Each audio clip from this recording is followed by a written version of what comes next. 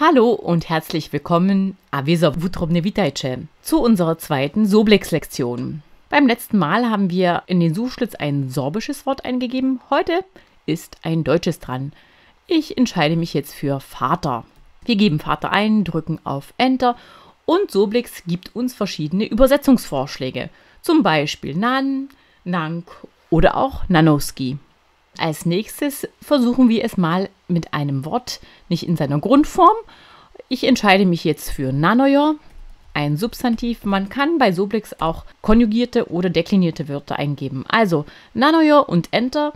Und Soblex erkennt, dass es sich um die Grundform Nan handelt. Wenn ihr jetzt mit dem Cursor hier auf die Sprechblase geht, da steht dort grammatischer Code, der uns angibt, dass Nanojo der Nominativ Plural von Nan ist.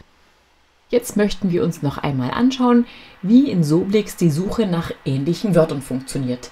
Wir geben in unsere Suchzeile das Wort Licht ein. Enter und dann zeigt uns Soblex einige Beispiele für Licht, wie Svica, Svitlo und Svitlovo. Unter diesen Wörtern seht ihr noch eine Option ähnliche Suchergebnisse. Da klicken wir jetzt auch noch einmal drauf. Und Soblex zeigt uns noch mehrere zusammengesetzte deutsche Wörter, die das Wort Licht enthalten. Ein letztes Wort für unsere zweite Lektion. Wir entscheiden uns für das sorbische Wort Baba. Gebt Baba ein, drückt auf Enter, dann seht ihr, dass es dafür in der deutschen Sprache mehrere Entsprechungen gibt. Und wenn ihr jetzt auf das graue Quadrat mit dem weißen Pfeil geht, wo die Lexemstruktur angezeigt wird, klickt da bitte mal drauf.